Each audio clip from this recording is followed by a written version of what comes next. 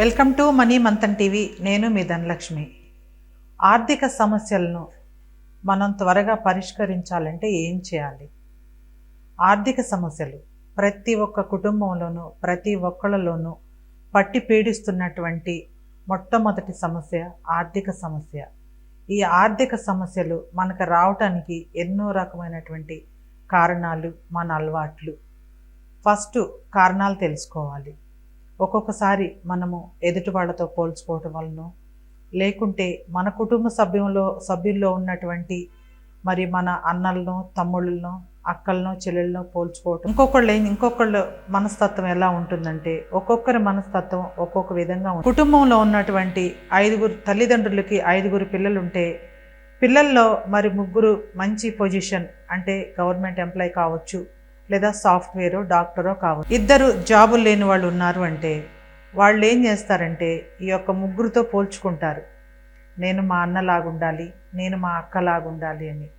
అన్నలాగా, అక్కలాగా, తమ్ముళ్ళలాగా ఉండటానికి ఇక్కడ కుదరకపోవటానికి గల కారణాలు, వాళ్ళు మంచి పొజిషన్లో ఉన్నారు, మరి మనము మంచి పొజిషన్లో లేనప్పుడు మరి వాళ్ళకిలాగా విల్లా కొనుక్కోవాలంటే కొనుక్కోలేము, అపార్ట్మెంట్లో 3 BHK కొనుక్కోవాలంటే కొనుక్కోలేము, పెద్ద పెద్ద లగ్జరీ కార్లు కొనుక్కోవాలంటే కొనుక్కోలేము. వాళ్ళకి వచ్చే సంపాదన ఎక్కువ, మనకు వచ్చే సంపాదన తక్కువ. అలా సంపాదనలో మరి మనం ఎప్పుడు కూడా వాళ్ళతోటి పోల్చుకోకూడదు. ఎప్పుడైతే మనం పోల్చుకుంటూ వాళ్ళు ఆ వస్తువులు కొన్నారు, మేము ఈ వస్తువులు కొనలేదు అని బ్యాంకు లోన్స్కి అలవాటు పడిపోయి, లేదా మన ఫ్రెండ్స్ దగ్గర అప్పులు చేయడానికి అలవాటు పడిపోయి వాళ్ళలాగా మనం లగ్జరీగా బ్రతకాలి అని అనుకుంటే మాత్రం ఖచ్చితంగా 100కి 100% ఆర్థిక సమస్యలు అనేవి మనం చూడాల్సి వస్తుంది. ఏ రోజైతే మనము ఎదుటి వాళ్ళతో పోల్చుకొని మన జీవితాన్ని కొనసాగిస్తూ ఉంటామో మరి ఆ రోజు నుంచే మనకు ఆర్థిక సమస్యలు అనేవి మనల్ని నీడలా వెంటాడుతూ ఉంటాయి. ఒకరు 5 స్టార్ హోటల్లో లంచ్ చేశారు, మరి మనం కూడా చేయాలి. 5 స్టార్ హోటల్లో వాళ్ళు లంచ్ చేశారంటే అది వాళ్ళ స్తోమత, మరి మనకు ఆ స్తోమత లేదు. మనకు ఆ స్తోమత లేనప్పుడు అప్పు చేసో లేదో వేరే విధంగానో మరి 5 స్టార్ హోటల్కి వెళ్ళి మరి లంచ్ చేయటం అనేది కూడా తగదు. మనకి కూడా మరి మంచి రోజులు రావాలి అంటే మనం బాగా కష్టపడాలి. వాళ్ళు మరి చదువుకునే రోజుల నుంచి వాళ్ళు కష్టపడ్డారు కాబట్టి వాళ్ళు పెద్ద అయిన తర్వాత, పెళ్ళిళ్ళు అయిన తర్వాత మంచి పొజిషన్లో ఉండగలిగారు. మరి కొంతమంది చదువుకునే రోజుల్లో ఎంజాయ్ చేస్తారు, కష్టపడటానికి ఇష్టపడరు. అలాంటి వాళ్ళు కంపల్సరీగా జీవితంలో ఆర్థిక సమస్యలు అనేటివి ఎదుర్కోవటం ఖచ్చితంగా మనం చూస్తూ ఉన్నాము. అలా మరి చూస్తున్నప్పుడు మరి ఎప్పుడైతే మరి వాళ్ళు అక్కడికి వెళ్ళారు, వీళ్ళు ఎక్కడికి వెళ్ళారు, మా వాళ్ళు ఉన్నారండి, మొన్న ఫ్లైట్లో పలానా ఊరు వెళ్ళొచ్చారండి అని చెప్తూ ఉంటారు. వాళ్ళు వెళ్ళొచ్చారు ఎందుకు? వాళ్ళకి ఆర్థిక స్తోమత ఉంది. మరి మనం వెళ్ళలేకపోయాము, మనకు ఆర్థిక స్తోమత లేదు. వాళ్ళతో పోల్చుకొని అప్పు చేసి మనం కూడా ఫ్లైట్లోకి వెళ్ళామా? ఆర్థిక సమస్య. ఈ అప్పును తీర్చడం కోసం ఇంకొక అప్పు చేయాల్సి ఉంటుంది, ఆ అప్పును తీర్చడం కోసం ఇంకొక అప్పు చేయాల్సి ఉంటుంది. అసలు ఆర్థిక సమస్యలు అనేవి రాకుండా చేసుకోవాలంటే ఎప్పుడు కూడా మనము ఇంకొకరితో పోల్చుకోవద్దు. మనంగానే ఉంటాం. కొంతమందికి జీతాలు ఎక్కువ ఉంటాయి, కొంతమందికి బిజినెస్లు మంచిగా ఉంటాయి, కొంతమందికి జీతాలు తక్కువ ఉంటాయి, మరి బిజినెస్లు కూడా చిన్నవి ఉంటాయి. ఆ చిన్నవి ఉన్నప్పుడు మరి ఎవరి రాబడి ఎంత ఉంటుందో దాని ప్రకారము ఆర్థిక సమస్యలు అనేవి రాకుండా చాలా చక్కగా ప్లాన్ చేసుకొని చక్కదిద్దుకుంటూ ఉంటే ఆర్థిక సమస్యలు అనేవి మరి దూరంగా పారిపోతాయి, కానీ దగ్గరగా వచ్చి మనల్ని హత్తుకునేలా ఉండకూడదు. అలా ఉండకూడదు అని అంటే మనం చాలా జాగ్రత్తలు పాటించాలి. మనకి నెలకి సంపాదన ఎంత వస్తుంది, మనం ఎంత ఖర్చు పెడుతున్నామో, మనం ఎంత సేవ్ చేయగలుగుతున్నాము అనేది మనకు ఒక మంచి ప్రణాళిక ఉండాలి. ఆ విధంగా ప్రణాళిక అనేది మనకుంటే ఆర్థిక సమస్యలు అనేవి రాకుండా జాగ్రత్త పడటానికి మనము మరి ముందు చూపుతో ఉండటం కూడా చాలా అవసరం. ఇప్పుడు కొంతమందిని చూస్తూ ఉంటాము, మేము పలానా బ్రాండే వాడతామండి అని చెప్పంగానే అరే నేను కూడా బట్టలు ఆ బ్రాండే వాడితే బాగుంటుంది అనే ఆలోచన మనకు వస్తాం సహజం. అలా వచ్చింది కదా అని ఆలోచనలు ఆ బ్రాండ్ వైపు వెళ్ళకూడదు. అలా ఆలోచనలు వెళ్ళటం సహజం, కానీ వాటిని కంట్రోల్ చేసుకోవాలి. అలా కంట్రోల్ చేసుకోవడం వలన మన ఆర్థిక సమస్యలు అనే వాటి నుంచి మనం మరి చాలా చక్కగా బయటపడటానికి అవకాశం ఉంటుంది. ఆర్థిక సమస్యలు ఎన్నో రకాలుగా మనల్ని వెంటాడుతూ ఉంటాయి. మన అలవాట్ల ద్వారా మరి మనకు కొన్ని కొన్ని అలవాట్లు ఉంటాయి. వచ్చిన ప్రతి సినిమా ఫస్ట్ షోలోనే చూడాలని చెప్పేసి అని కొందరికి ఉంటుంది. అలా చూడటం వలన కూడా అనవసరమైనటువంటి ఖర్చులకి మనము ఖర్చు పెడుతూ ఉంటాం. మరి కొంతమందిని చూసినట్లయితే ప్రతిరోజు మరి సాయంత్రం టైంలోనో మధ్యాహ్నంలోనో ఇంటి నుంచి లంచ్ బాక్సులు తీసుకెళ్లకుండా మరి బయట హోటల్లో తింటూ ఉంటారు. మరి ఆ విధంగా తింటూ ఉన్నప్పుడు కూడా ఆర్థిక సమస్యలు అనేవి పెరుగుతూ ఉంటాయి కానీ తరుగుతూ ఉండవు. ఆర్థిక సమస్యల్ని ఎక్కడికెక్కడికి తగ్గించుకుంటూ రావాలి అంటే ప్రతి రూపాయి కూడా చక్కగా ఖర్చు పెట్టాలి.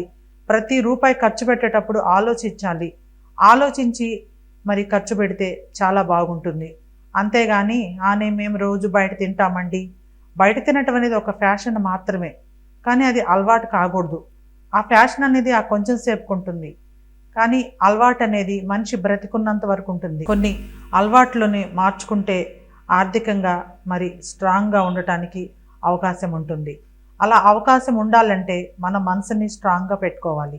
మన మనసు స్ట్రాంగ్గా పెట్టుకోవాలంటే మన కళ్ళు చూసిందే ప్రతి వస్తువు మీదకి మన మనసు వెళ్ళకూడదు. మన మనసు వెళ్ళిందంటే అది కావాలి, అది కొనాలి. కొనేదాకా నిద్ర పట్టదు మరి కొంతమందికి. మరి అందులో ఏముంటుందో మరి ఏమో మనకు తెలియదు. మన ఆర్థిక స్తోమత బాగుంటే మనం ఎన్ని ఆటలాడినా కానీ కూడా సరిపోతుంది. ఒక పక్క ఆర్థిక సమస్యలు వెంటాడుతూ ఉన్నా కానీ కూడా మరి మన కోరికలు గుర్రాల్లాగా పరిగెడితే సమస్యల మీద సమస్యలు వచ్చి పడుతూ ఉంటాయి తప్పనిస్తే సమస్యలకి పరిష్కారం అంటూ ఉండదు. అలా సమస్యలను తెచ్చుకునే కంటే సమస్యలకి పరిష్కారం చూపించుకుంటేనే మరి జీవితం సాఫీగా సాగిపోతుంది. మరి ఆర్థిక సమస్యలకి స్వస్తి పలకాలి అని అంటే అలవాట్లు మార్చుకోవాలి.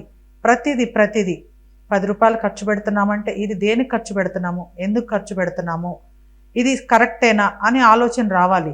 అలా ఆలోచన వచ్చినప్పుడు 10 సార్లు రావాలి. అప్పుడు మనము ఇది కరెక్టు అంటేనే మనం ఆ 10 రూపాయలు ఖర్చు పెట్టాలి, లేకుంటే ఖర్చు పెట్టద్దు. అవి దాచిపెడితే మరి రేపటి రోజున 10 లేదా అంటే ఒక్కొక్కరు 10 అంటే మరి 10 రూపాయలే కాదు, కానీ 10 రూపాయలు పొదుపు చేసే వాళ్ళు కూడా ఉన్నారు. వాళ్ళని కూడా మనం తక్కువ అంచనా వేసుకోకూడదు. మరి మనకున్న దాంట్లో ఖర్చుల్ని తగ్గించుకుంటూ మరి అన్ని విషయాల్లో కూడా మరి మంచి అవగాహన కలిగి, మంచి తెలివి కలిగి, జ్ఞానం కలిగి మరి ఆర్థిక సమస్యల మీద ఒక అవగాహనకు వస్తే మరి ఆర్థిక సమస్యల్ని మనము ఎదుర్కోవటానికి మరి చాలా పరిణామాలు కూడా మనకి తెలుసు. ఆ పరిణామాలను కూడా ఆలోచించి ఆర్థిక సమస్యలను ఎలా అధిగమించాలి, ఆర్థిక సమస్యలు వచ్చినప్పుడు మనం ఏ విధంగా ఉండాలి, ఎక్కడ ఖర్చులు పెంచుకోవాలి, ఎక్కడ ఖర్చులు తగ్గించుకోవాలి. ఖర్చులు తగ్గించుకుంటూ ఉంటే సమస్యలు అనేవి వాటి అంతట అవే తగ్గిపోతూ ఉంటాయి. తగ్గించుకోకుండా లేదండి మేము ఖర్చులు పెంచుకుంటాము అంటే మరి ఖర్చులు పెరుగుతూనే ఉంటాయి. రోజు రోజుకి మనశ్శాంతిని కూడా కోల్పోవాల్సి వస్తుంది ఖర్చుల వల్ల.